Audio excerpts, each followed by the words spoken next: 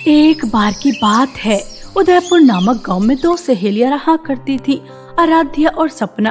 आराध्या वह बहुत ही ज्यादा गरीब थी, उसके पिता भी नहीं थे और माँ मजदूरी कर कर उसका पालन पोषण करती थी और स्कूल में पढ़ाया करती थी।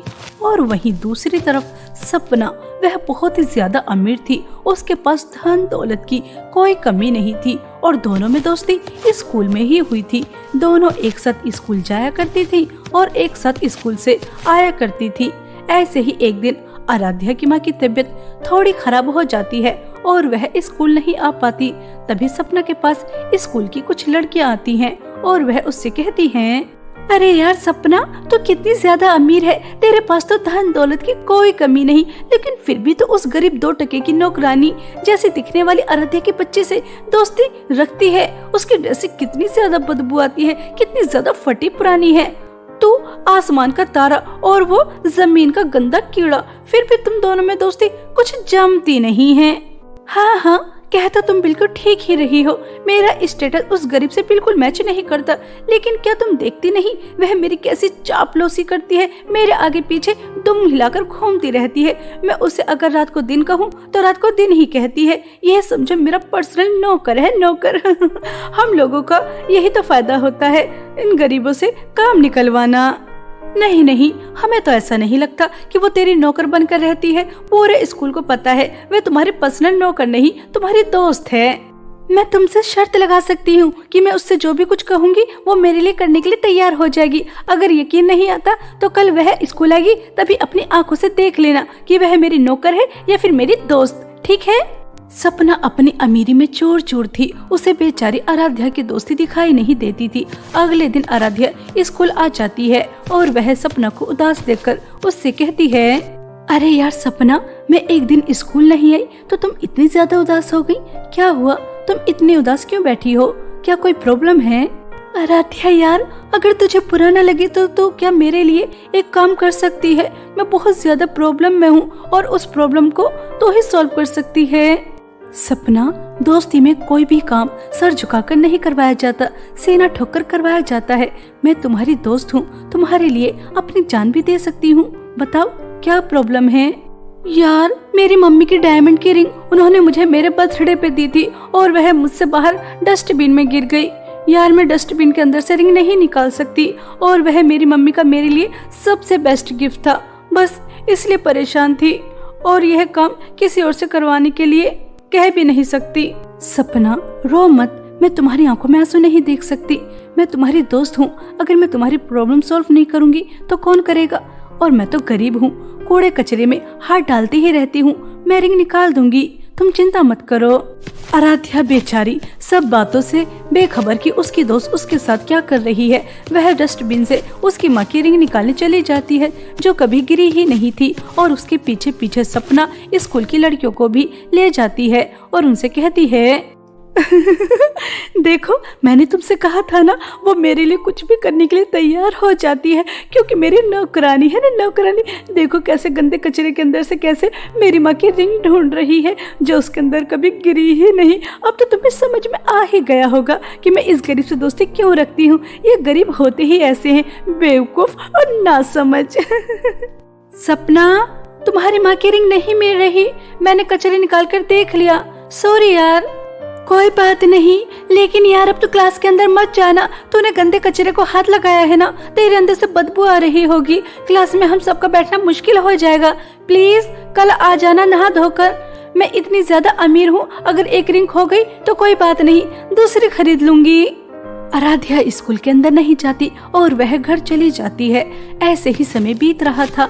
एक दिन आराध्या और सपना स्कूल जा रही थी कि तभी एक बूढ़ी औरत एक पेड़ के नीचे बैठी रो रही थी। तभी उसकी नजर आराध्या और सपना के ऊपर जाती है और वह दोनों से कहती हैं, अरे बेटा, बहुत समय से कुछ खाया नहीं, बहुत ज्यादा भूखी हूँ, बहुत समय से लोगों से कुछ मांग रही हूँ, कुछ खाने को दे दो, लेकिन कोई मेरी मदद नहीं कर रहा। लगता है कलयुग आ गया, कलयुग, किसी को किसी की नहीं पड़ी। बेटा कृपया करके तुम ही मदद कर दो। बुढ़िया, तुझे नजर नहीं आ रहा हम स्कूल जा रहे हैं? अगर मैं तुझे अपना लंच दे दूंगी तो मैं क्या खाऊंगी? तेरी वजह से मैं भूखी रह जाऊंगी। चल हट यहाँ से, हमारा रास्ता छोड़। पता नहीं कहाँ से आ जाते हैं भिखारी। हमें खाने के लिए दे दो, हमें पैसे दे दो, जैसे हम इनके लिए ही खाना लेकर आते हो। अरे सपना, अपने से बड़ों से इस तरह से बात नहीं किया करते। देखो तो इनकी हालत कितनी ज्यादा बुरी है, कितनी भूखी लग रही है। अगर तुम इन्हें कुछ नहीं देना तो मत दो। अम्मा जी, मेरे पास आपको देने के लिए कुछ ज्यादा नहीं है, मैं बहुत ज्यादा गरीब हूँ, लेकिन हाँ, एक रोटी जो एक दिन में मुझे एक बार मिलती है लंच के लिए, लीजिए, आप उसे खा लीजिए। बेटा, तुम कितनी अच्छी हो, तुम्हारे पास एक ही रोटी है और वो भी तुमने मुझे दे दी। ऊपर वाला तुम्हारी मदद करे। हमेशा खुश रहो बेटा, खुश रहो बेटा। इस बुढ़िया की दुआएं हमेशा तुम्हारे साथ हैं। वह बूढ़ी औरत आराध्या को बहुत सारी दुआएं देकर वहाँ से चली जाती है। कुछ दूर चलने के बाद सपना आराध्या से कहती है, तू हमेशा बेवकूफ की बेवकूफी रहेगी। तुझे क्या जरूरत है उस बुढ़िया की मदद करने की? इनका तो रोज का काम होता है। अब तू क्या खाएगी? तुझे तो रोज सिर्फ एक ही रोटी मिलती है। अब देख, उस बुढ़िया की मदद करने की वजह से तुझे पूरे दिन भूखा रहना पड़ेगा। सपना, यही फर्क होता है अमीर और गरीब में। तुम अमीरों को गरीबों की भूख दिखाई नहीं देती और हम गरीबों को गरीबों का दुख बहुत अच्छी तरह से नजर आता है। तुम्हें वह अम्मा झूठी और ड्रामेबाज लग रही थी, लेकिन मैंने उनकी आंखों में देखा कि वह कितनी भूखी थी। और क्या तुमने देखा नहीं, अम्मा जी ने मुझे कितनी सारी दुआएं दी। सपना, तुम्हें भी दूसरों की मदद करनी चाहिए। तुम तो इतनी ज्यादा अमीर हो, देखना तुम्हें बहुत अच्छा लगेगा और बहुत सारी दुआएं मिलेंगी। माय फुट, यह दुआएं वगैरह कुछ नहीं होती। मैं तुझे हमेशा से देखती आ रही हूँ कि तू लोगों की कितनी मदद करती रहती है, लेकिन आज तक तुझे मिला क्या है? तो तू वैसी की वैसी है, गरीब की गरीब। और एक मुझे देख, आज तक मैंने किसी की मदद नहीं की, 1 रुपया किसी को नहीं दिया, लेकिन फिर भी अमीर की अमीर हूँ। किसी की मदद करने से कुछ नहीं होता, बल्कि हमारे पास जो भी कुछ होता है वो खत्म हो जाता है। जैसे तेरे पास 1 रोटी थी, वो भी उस बुढ़िया के पास चली गई। आराध्या सपना को समझाने की कोशिश करती है, लेकिन सपना को तो अपने अमीर होने पर घमंड ही बहुत ज्यादा था और इसी तरह स्कूल आ जाता है। स्कूल में जाने के बाद सपना स्कूल की अपनी सभी दोस्तों को इकट्ठा करती है और उनसे कहती है, कल मेरे मम्मी पापा की एनिवर्सरी है, आप सभी को आना है, लेकिन याद रहे कि सबको येलो और व्हाइट ड्रेस पहनकर आनी होगी, क्योंकि हमने थीम रखी है और बहुत बड़े बड़े लोग भी आने वाले हैं। अच्छे से तैयार होकर आ जाना, ठीक है? कभी गरीबों की तरह आ जाओ। सपना, हमारे पास तो ब्रांडेड कपड़े हैं, मेकअप भी है, हमसे तो जो बोलेगी हम वो पहनकर आ जाएंगे। लेकिन इस गरीब आराध्या की बच्ची का क्या करेगी, जिसके पास स्कूल यूनिफॉर्म भी अच्छी नहीं है? यह तो तेरे मम्मी पापा की एनिवर्सरी में ग्रहण लगा देगी अपनी गरीबी से। अरे हाँ यार, यह तो मैं भूल ही गई। आराध्या, कल तो मेरे मम्मी पापा की एनिवर्सरी में मत आना, क्योंकि वहाँ पर बड़े बड़े लोग आएंगे, अमीर अमीर लोग आएंगे, क्योंकि वह पार्टी अमीरों के लिए है ना, गरीबों के लिए नहीं। इसलिए तू मत आना, क्योंकि तेरे पास तो कोई अच्छा सूट भी नहीं होगा। तेरी वजह से मेरी बहुत इंसल्ट होगी। सब कहेंगे कि मैंने कैसी गरीब को अपनी दोस्त बना रखा है, क्योंकि मैं तो बहुत ज्यादा अमीर हूँ ना। सपना, यह तुम क्या कह रही हो? तुम तो हमेशा से जानती हो कि मैं गरीब हूँ और दोस्ती कपड़े देखकर, स्टेटस देखकर नहीं होती, दिल से होती है। ठीक है, मैं तुम्हारे मम्मी पापा की एनिवर्सरी में नहीं आऊंगी अगर मेरी वजह से तुम्हारी इंसल्ट होती है तो। ऐसा कहकर आराध्या आंखों में आंसू लेकर वहाँ से जाने लगती है। तभी सपना और उसकी दोस्त आपस में बातें करने लगती हैं और वह पिछली बातें भी करती हैं, जब सपना ने झूठ बोलकर आराध्या को डस्टबिन के अंदर अपनी माँ की रिंग ढूंढने के लिए भेजा था। यह सुनकर आराध्या के पैरों तले जमीन खिसक जाती है और वह सपना के पास जाती है, उसे जोर से थप्पड़ मारती है और कहती है, सपना, तुमने मुझे अपनी नौकरानी बनाकर अपने साथ रखा था। मैं तो तुम्हें अपनी दोस्त मानती थी और उस दिन भी तुमने मुझसे झूठ बोला था। मैंने सोचा तुम्हारी माँ की रिंग है, माँ की निशानी है, इसलिए मैं डस्टबिन के अंदर तुम्हारी माँ की रिंग ढूंढ रही थी और मुझे रात को नींद भी नहीं आई। बस यही सोचती रही, पता नहीं उसकी माँ की रिंग उसे मिलेगी भी या नहीं। और यह सब तुमने अपने दोस्तों को मुझे नीचा दिखाने के लिए किया था। तुम जैसे दोस्त से तो अच्छा है कि मेरी कोई दोस्त हो ही ना। आज से तुम्हारा मेरा कोई रिश्ता नाता नहीं, कोई दोस्ती नहीं। ऐसा कहकर आराध्या वहाँ से चली जाती है और वह एक जगह बैठकर बहुत रोती है। पूरे गांव में सिर्फ मेरी एक ही दोस्ती थी, सपना। आज मेरी उससे भी दोस्ती टूट गई। सपना ने हमेशा मुझे अपनी एक मामूली सी नौकरानी समझा और मैं हमेशा उसे अपनी दोस्त समझती थी। लगता है गरीबों का इस दुनिया में कोई नहीं, गरीब लोगों को जीने का कोई हक नहीं। अगर आप अमीर हो तो लोग आपसे दोस्ती करते हैं, आपको अपनी स्टेटस का समझते हैं। अगर आप गरीब हो तो वह आपको गंदी नाली का कीड़ा समझते हैं, और उससे ज्यादा कुछ नहीं।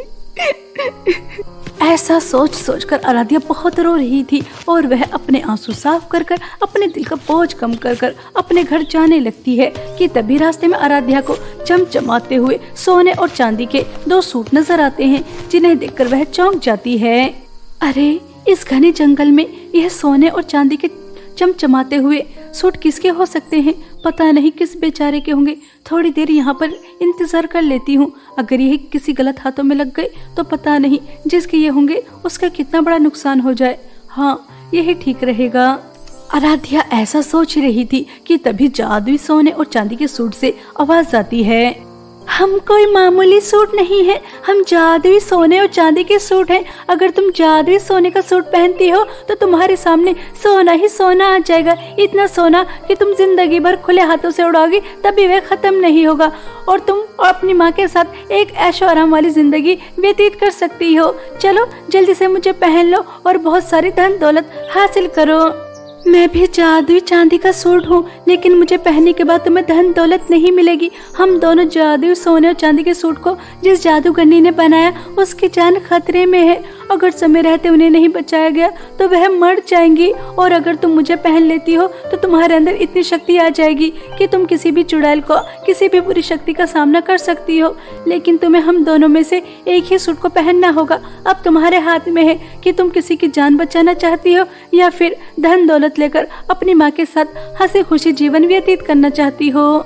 मुझे मेरी माँ ने हमेशा समझाया है कि परेशान मजबूर लोगों की मदद करनी चाहिए। यह सब पुण्य का काम है और पुण्य से बढ़कर कोई धन दौलत नहीं होती। इसलिए मैं तुम्हारी जादूगरनी की जान बचाऊंगी और पुण्य कमाऊंगी। मुझे धन दौलत नहीं चाहिए। मैं मेरी माँ के साथ गरीबी में भी खुश हूँ। मुझे धन दौलत का लालच नहीं करना।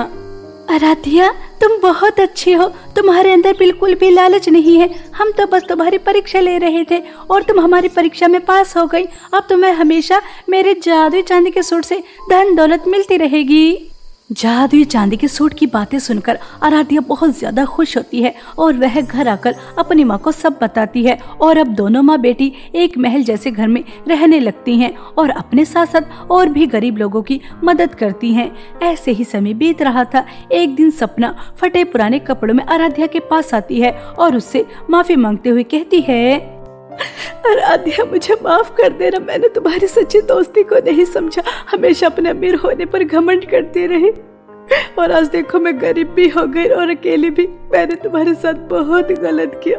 तुम्हें पता है मेरे मम्मी पापा मुझे छोड़ के चले गए और उनके साथ सब कुछ। मैं गरीब होने के साथ साथ अकेली भी हो चुकी हूँ। मुझे माफ कर देना। मैंने तुम जैसी अच्छी और सच्ची दोस्त को नहीं समझा। सपना, तुम्हें अपने किए पर पछतावा है।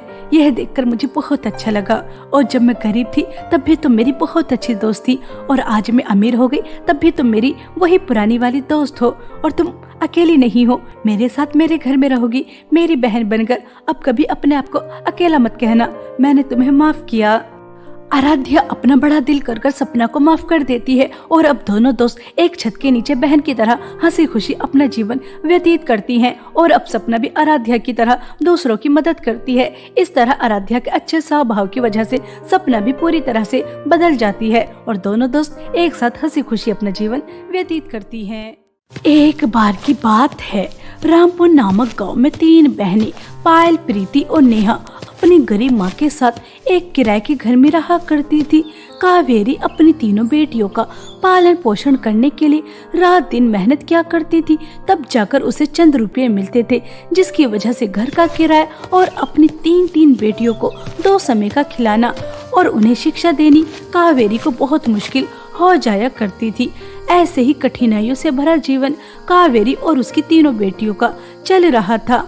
पायल और प्रीति का जन्मदिन आने वाला था। दोनों बहनें पार्क में खेल रही थी कि तभी वहाँ पर पड़ोस की कुछ अमीर लड़कियाँ आती हैं और दोनों बहनों को बहुत चिढ़ाती हैं। देखो देखो काव्य, इन दोनों गरीब बहनों को देखो, कल इनका जन्मदिन है, लेकिन बेचारियों को अपने जन्मदिन पर पहनने के लिए नई फ्रॉक भी नहीं मिलती और ना ही इनके लिए केक वगैरह आता है। बेचारियां, इनके तो सब दिन एक जैसे ही हैं, रूखी सूखी खाकर। हाँ संजना, तुमने बिल्कुल ठीक कहा, यह गरीब बहनें तो इस धरती पर आकर बोझ हैं, बोझ, क्योंकि यह तो जिंदगी को एंजॉय ही नहीं कर पा रही, बस जिंदगी को काट रही है, काट रूखी सूखी खाकर। जिंदगी जीने का असली मजा तो हम जैसे अमीर लोगों का है, इन जैसे गरीबों का नहीं, जिन्हें यही नहीं पता नए कपड़े क्या होते हैं, अच्छा खाना क्या होता है। गरीब कहीं की, धरती पर बोझ। दोनों अमीर लड़कियों की बातें सुनकर पायल और प्रीति को बहुत ही ज्यादा गुस्सा आ जाता है और वो दोनों मिलकर दोनों लड़कियों की बहुत ही ज्यादा पिटाई करती हैं, मार मार कर उनका भर्ता बना देती हैं। कुछ समय बाद दोनों बहनें अपने घर चली जाती हैं और नेहा को सब बताती हैं। यह सुनकर नेहा परेशान हो जाती है और वह अपनी दोनों छोटी बहनों से कहती है, अरे मेरी प्यारी बहनों, यह तुमने क्या अनर्थ कर दिया। संजना और काव्या वो हमारे मकान मालकिन की बेटियां हैं, तुमने उनकी पिटाई क्यों की? तुम तो अच्छी तरह से जानती हो कि 2 महीने से किराया भी नहीं गया। अब तो बस क्या होगा कुछ नहीं पता। दीदी, हम अच्छी तरह से जानते हैं कि वो हमारे मकान मालकिन की बेटियां हैं, लेकिन आप भी तो देखो, वो दोनों रोजाना पार्क में हम दोनों बहनों का मजाक उड़ाती हैं, हमारी गरीबी का मजाक उड़ाती हैं, हम पर रोजाना हंसती हैं, हमारी बहुत इंसल्ट करती हैं। आखिर हम भी तो इंसान हैं, हमें भी तो बुरा लग सकता है। बस ज्यादा गुस्सा आ गया इसलिए पिटाई कर दी। तुम दोनों ने मेरी मासूम बेटियों को इतनी बुरी तरीके से मारा है कि वो अभी तक हॉस्पिटल में एडमिट है। तुम गरीब माँ बेटी खुद को समझते क्या हो? तुम्हारी माँ कहाँ है? मैंने तुम गरीबों पर तरस खाकर 2 महीने से किराया नहीं लिया, तुम तो सर पर चढ़कर नाचने ही लगे। अपनी माँ को बाहर निकालो, वो कहाँ है? अब तुम गरीब माँ बेटी मेरे घर में एक पल भी नहीं रह सकती। सरिता आंटी, इन दोनों की तरफ से मैं आपसे माफी मांगती हूँ, आगे से ऐसा कुछ नहीं होगा, इनसे गलती होगी और यह दोनों संजना और काव्या से भी माफी मांगेंगी। कृपया करके हमें माफ कर दीजिए और अपने घर से बाहर मत निकालिए। अरे माँ भी आ गई। सरिता बहन, मैंने आपसे कहा तो था कि मैं अभी किराया नहीं दे सकती, मेरे काम के पैसे नहीं मिले, बस आप हमें थोड़ा और समय दे दीजिए, मैं आपकी पाई चुका दूंगी। ना बाबा ना, अब मैं तुम जैसे गरीबों को अपने घर में और नहीं रहने दे सकती। तुम्हारी बेटियों ने जो कारनामा किया है ना, उसकी सजा तो तुम्हें अच्छी तरह से मिलेगी। मुझे शाम तक मेरा घर खाली चाहिए। अगर शाम तक मेरा घर खाली नहीं हुआ तो मैं पुलिस को बुलाकर तुम्हारा सामान तो बाहर फेंकवा ही दूंगी और तुम्हें सलाखों के पीछे भी पहुंचा दूंगी। इसलिए अगर जेल नहीं जाना चाहती तो चुपचाप मेरा घर खाली करके चली जाओ। सरिता की यह बातें सुनकर कावेरी और तीनों बहनें बहुत ही ज्यादा दुखी होती हैं और सरिता वहां से चली जाती है। कावेरी सरिता के स्वभाव को बहुत अच्छी तरह से जानती थी, इसलिए वह उसका घर खाली कर अपनी तीनों बेटियों के साथ वहां से जाने लगती है। कावेरी और उसकी तीनों बेटियां दूसरी जगह घर तलाश करने के लिए जा ही रही थीं कि तभी रास्ते में एक हादसा होता है। कावेरी का एक्सीडेंट हो जाता है, वह पूरी तरह से जख्मी हो जाती है। तीनों बहनें अपनी माँ को तुरंत हॉस्पिटल लेकर जाती हैं। तभी डॉक्टर तीनों बहनों से कहती हैं, देखो तुम्हारी माँ को बहुत ज्यादा चोट लगी है और हम जब तक इनका इलाज शुरू नहीं करेंगे, जब तक तुम रिसेप्शन पर पैसे जमा नहीं कर देती, पहले पैसे दो, उसके बाद तुम्हारी माँ का इलाज होगा, ठीक है? लेकिन डॉक्टर, हमारे पास आपको देने के लिए 1 रुपया भी नहीं है, हम बहुत ज्यादा गरीब हैं। मेरी माँ मेहनत मजदूरी कर हम तीनों बहनों का पालन पोषण करती है, हमारे तो रहने के लिए अपना घर भी नहीं है। हम गरीबों के ऊपर थोड़ा रहम करो और हमारी माँ का इलाज शुरू कर दो। एक वही है एकमात्र हमारा सहारा, हमारे ऊपर थोड़ा रहम करो और हमें थोड़ा समय दे दो, हम तुम्हारे सभी पैसे दे देंगे, लेकिन अभी आपको देने के लिए हमारे पास कुछ नहीं है। कृपया करके हमारी माँ को बचा लो। अगर तुम्हारे पास हमें देने के लिए पैसे नहीं है तो हमारे पास भी तुम्हारी माँ का इलाज करने के लिए समय नहीं है। यहाँ पर हम मुफ्त में इलाज करने के लिए नहीं बैठे, यहाँ से अपनी माँ को लेकर जाओ, जब पैसे हो जाए तो इलाज करवाने भी आ जाना। पता नहीं कहाँ से उठकर आ जाते हैं गरीब, जैसे हम डॉक्टर इन जैसे गरीबों के लिए ही बने हों। तीनों बहनें डॉक्टरों के सामने बहुत रोती हैं, गिड़गिड़ाती हैं, लेकिन डॉक्टरों को तो बस पैसे चाहिए थे। पैसे मिल जाते तो वह इलाज कर देते, पैसे नहीं मिले तो वह धक्के मारकर तीनों बहनों को और खून में लहूलुहान उनकी माँ को अपने हॉस्पिटल से बाहर निकाल देते हैं। समय पर इलाज न मिलने की वजह से कावेरी अपनी तीनों बेटियों को हमेशा हमेशा के लिए छोड़कर चली जाती है। तीनों बहनें बहुत ही ज्यादा फूट फूट कर रोती हैं। यह सब कुछ हम दोनों बहनों की वजह से हुआ है। ना हम संजना और काव्या की पिटाई करते और ना ही मालकिन हमें घर से बाहर निकालते और ना ही माँ का एक्सीडेंट होता। यह क्यों अनर्थ हो गया। माँ हमें अकेला छोड़ के चले गई। अब हम किसके सहारे जिएंगे। पता नहीं हम जैसे गरीबों की परेशानी खत्म क्यों नहीं होती। एक के बाद एक मुसीबत आ ही जाती है। एक तो पहले ही हम इतने ज्यादा गरीब थे, ऊपर से हमारे सर से छत भी छिन गई और माँ का साया भी। हम तो कहीं के नहीं रहे, कहीं के भी।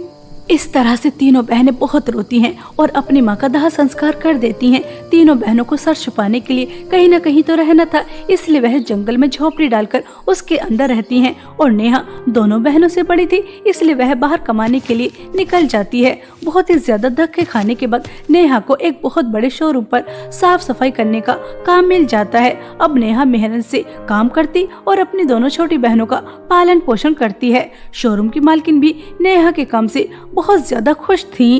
अरे वाह नेहा, जब से तुम मेरे शोरूम पर काम करने आई हो तब से तुमने मेरे शोरूम पर 4 चांद लगा दिए। पहले वाली नौकरानी बहुत गंदगी से काम करती थी और तुम तो बहुत अच्छी तरह से काम भी करती हो और कपड़ों की देखरेख भी करती हो और साथ में तुम ईमानदार भी बहुत हो, बहुत अच्छी हो। ऐसे ही मेहनत और ईमानदारी से काम करती रहो, देखना एक दिन बहुत आगे जाओगी।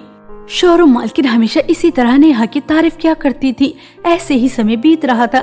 एक दिन शोरूम पर संजना और काव्या अपने लिए ड्रेसेस खरीदने आती हैं और वो वहाँ पर नेहा को काम करते देख आपस में बातें करने लगती हैं। काव्या देख, प्रीति और पायल की बड़ी बहन किस तरह शोरूम पर साफ सफाई का काम कर रही है। गरीबों से अभी अपना हिसाब किताब भी तो पूरा करना है। इससे अच्छा मौका नहीं मिलेगा इन गरीबों को सबक सिखाने का। बता क्या कहती है।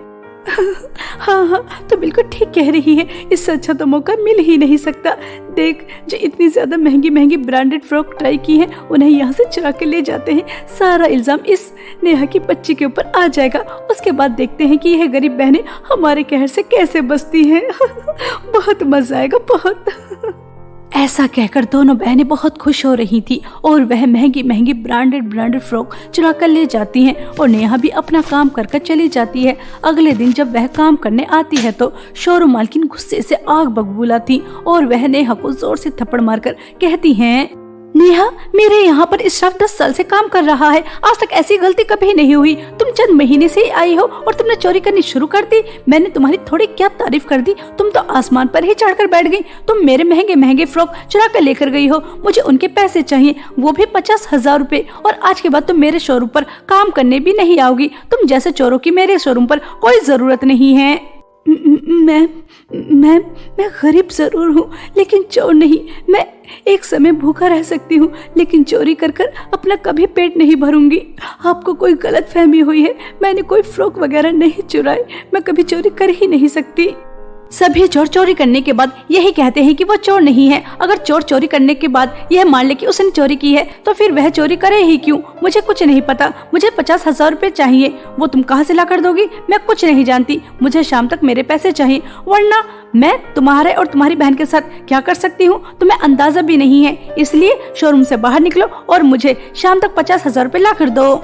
शोरूम मालकिन की यह बातें सुनकर नेहा के पैरों तले जमीन खिसक जाती है कि वह इतनी जल्दी 50,000 रुपए कहाँ से लाकर देगी। और वहीं दूसरी तरफ बाहर खड़ी संजना और काव्या यह देखकर बहुत खुश हो रही थी। वो जैसा चाहती थी वैसा हो गया। बेचारी गरीब नेहा रोते हुए शोरूम से बाहर आ जाती है और वह अपने घर की तरफ जा रही थी, लेकिन वह इतनी ज्यादा परेशान थी कि वह अपने घर के जाने का रास्ता भूल जाती है और वह बस जंगल में चलती रहती है और वह एक अलग ही दुनिया में पहुंच जाती है जहां पर 3 नदियां बह रही थी और तीनों नदियों के पास एक बहुत ही ज्यादा सुंदर फ्रॉक लगे थे। एक सोने की तरह चमक रहा था तो दूसरा हीरे की तरह चमक रहा था और तीसरा वह बहुत ही ज्यादा फटा पुराना था। यह देखकर नेहा चौंक जाती है। अरे, यह मैं कौन सी जगह पर आ गई? यहाँ पर तो 3 नदियां बह रही हैं और तीनों नदियों के पास एक फ्रॉक है और वो भी सोने और हीरे की तरह चमक रहे हैं। मगर तीसरा फ्रॉक यह फटा पुराना क्यों है?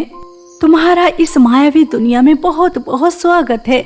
जो तुम्हें सामने 3 नदियां बहती हुई नजर आ रही हैं, यह जादुई फ्रॉक की है। अगर तुम हीरे की फ्रॉक की नदी में जाकर हीरे का फ्रॉक पहनती हो तो तुम्हारे सामने हीरे ही हीरे आ जाएंगे। और अगर तुम दूसरी नदी में जाकर सोने का फ्रॉक पहनती हो तो तुम्हारे सामने सोना ही सोना आ जाएगा, जिसकी मदद से तुम सारी जिंदगी ऐश कर सकती हो। तुम्हें धन दौलत की कभी कमी नहीं होगी। और परी जी, अगर तीसरी नदी में जाकर यह फटा पुराना फ्रॉक पहनूं तो क्या मिलेगा? अगर तुम तीसरी नदी में जाकर यह फटा पुराना फ्रॉक पहनती हो तो तुम्हें ना तो हीरे मिलेंगे, ना ही सोना, कुछ भी नहीं मिलेगा, बल्कि तुम हम परियों की मदद कर सकती हो। हम सभी परी लोग बहुत समय से नहीं गए। एक काली चुड़ैल ने हमें कैद करके रखा है और हम अपनी मदद भी अपने आप नहीं कर सकते। जिसके अंदर लालच ना हो और दूसरों की मदद करने की इच्छा उसके अंदर हो, वो ही हमारी मदद कर सकता है। अगर तुम तीसरी नदी का फ्रॉक पहनती हो तो काली चुड़ैल का श्राप खत्म हो जाएगा और हम अपने परी लोग चले जाएंगे। लेकिन पृथ्वी पर ऐसा करता कौन है? सभी को धन दौलत की जरूरत है। मुझे पता है तुम भी हीरे और सोने वाला ही फ्रॉक पहनोगी। परी जी, मुझे पैसों की बहुत ज्यादा जरूरत है, लेकिन मुझसे ज्यादा जरूरत इस समय आप सभी परियों को है। हम जैसे गरीब बहनों के साथ ज्यादा से ज्यादा क्या हो जाएगा? हम जेल ही तो चले जाएंगे, कोई बात नहीं। लेकिन मैं आपको काली चुड़ैल के श्राप से जरूर मुक्त करूंगी। मैं नदी का जादुई तीसरा फटा पुराना फ्रॉक पहनूंगी और आपके घर के जाने का रास्ता बनाऊंगी। ऐसा कहकर नेहा तीसरी नदी के अंदर जाती है। वहाँ से फटा पुराना फ्रॉक लेकर आती है और उसे पहन लेती है। जैसे ही नेहा उसे पहनती है तो बादलों में जाने के लिए सीढ़ियाँ बन जाती हैं। यह देखकर सभी परियां बहुत खुश होती हैं और वह नेहा को धन्यवाद कहती हैं। सच में नेहा, तुम बहुत अच्छी हो। तुमने धन दौलत का लालच नहीं किया, जबकि तुम्हें धन दौलत की कितनी ज्यादा जरूरत थी। तुमने हमारे घर के जाने का रास्ता बनाया। तुम बहुत अच्छी हो। अगर तुम धन दौलत का लालच करती तो हमें हमारे घर जाने का मौका कभी नहीं मिलता। हम सभी परियां तुमसे बहुत ज्यादा खुश हैं, इसलिए हम तुम्हें एक वरदान देते हैं कि इस नदी के जादुई फ्रॉक की मदद से तुम्हें कभी भी धन दौलत की कोई कमी नहीं होगी। जाओ, अपनी बहन के साथ एक हंसी खुशी जीवन व्यतीत करो। परी की यह बातें सुनकर नेहा बहुत ही ज्यादा खुश होती है और वह घर आकर नदी के जादुई तीसरे फ्रॉक से बहुत सारी धन दौलत मांगती है तो उसके सामने धन दौलत का अंबार लग जाता है। यह देखकर प्रीति और पायल बहुत खुश होती हैं। नेहा उनमें से 50,000 रुपए शोरूम मालकिन को दे देती है और उसके बाद अपना बहुत बड़ा शोरूम खोलती है। तीनों बहनें बहुत ज्यादा अमीर हो जाती हैं और एक दिन वह अपनी बड़ी गाड़ी में कहीं घूमने जा रही थी कि तभी वह देखती है कि काव्या और संजना व्हील चेयर पर बैठी भीख मांग रही हैं। अरे अरे, तुम दोनों तो इतनी ज्यादा अमीर थी, फिर इस तरह से भीख क्यों मांग रही हो? और तुम्हारे साथ क्या हुआ? तुम इस तरह व्हील चेयर पर क्यों हो?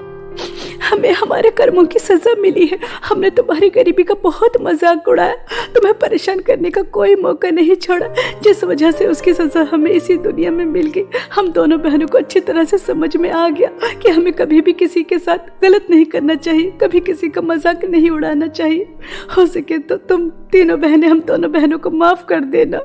तीनों बहनें बहुत ही अच्छी थी, इसलिए वह काव्या और संजना को माफ कर देती हैं और उसके बाद उनका इलाज भी करवाती हैं और उन्हें रहने के लिए घर भी देती हैं। तीनों बहनों का इतना अच्छा स्वभाव देखकर दोनों बहनों को बहुत शर्मिंदगी होती है और वह आज के बाद से कभी भी बुरा काम नहीं करती और तीनों बहनों के साथ अच्छा काम करती हैं और तीनों बहनें भी अपने साथ साथ और भी गरीब लोगों की मदद करती हैं और एक साथ हंसी खुशी अपना जीवन व्यतीत करती हैं।